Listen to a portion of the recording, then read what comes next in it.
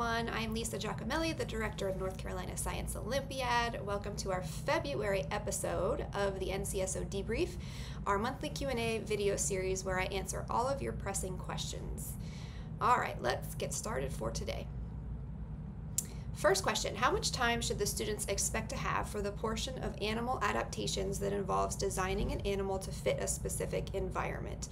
So this is a two-part event. There's half stations, half design an animal. So students will have approximately 25 minutes to create their animal, however long it takes for the other half of the team to rotate through the stations, and then they switch to complete the opposite part. Another animal adaptations question, is it multiple choice or are kids expected to write or describe an answer? So it specifies animal adaptations, but really for all of our events that have a test component, kids should expect various kinds of questions. Is the text of the Q&A sessions available? Yes, in the description below, we will be linking transcripts of the Q&As and they will be updated monthly. A trajectory question. This is a Division A event. Can you provide more information about how the toss will work? So all of the details for trajectory can be found in the event rules, so I would encourage you to start there. But this year, students are tossing their devices up and over a 3-meter high barrier. 3 meters is a lot taller than you're probably picturing in your head. So a 3-meter high barrier. They stand in a 2-meter by 2-meter launch area, and it'll be marked by tape. Again, there's a diagram in the rules, check that out. And the target area will be on the opposite side, placed somewhere on the other side at a distance somewhere between 2 to 5 meters, and they won't know their distance until they arrive to compete that day. They should be able to see the target from the launch area. So in other words, the barrier will not be solid, like it won't be a solid wall. It'll be more like an elevated bar that they will toss over. I was wondering how the stations will work for the Data Crunchers event. Will they rotate at their own speed and will they have to manage their own time, or will there be a fixed amount of time at each station? So Data Crunchers, that's a Division A event.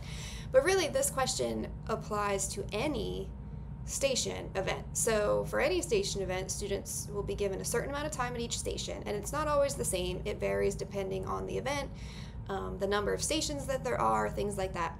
The event leader always keeps the time and instructs students on how to move, making sure to allow adequate time for transition between stations. For elementary kids, they get easily confused on how to move, so we try to make it as easy for them as possible. We often will put down arrows on the tables to help them navigate, and the event leaders and volunteers will help them with that. They won't all start at station 1, right? So another piece of advice for your kids as you're prepping them on what to expect is you might be starting at station 5. So on your answer sheet, and our event leaders are encouraged to go over this with them before they start, you might not be putting your answers at number 1. You want to make sure you're in the right place on your answer sheet when you're recording your answers and it matches whatever station you're on. You're also eventually going to reach the end of the stations and have to potentially go back to station 1. So for example, you hit station 6 and you have to backtrack to station 1, and that's another area where kids get confused, so we try to help them navigate that. But those are all things that you can talk to your kids about in advance so they know what to expect and how to function in a station event.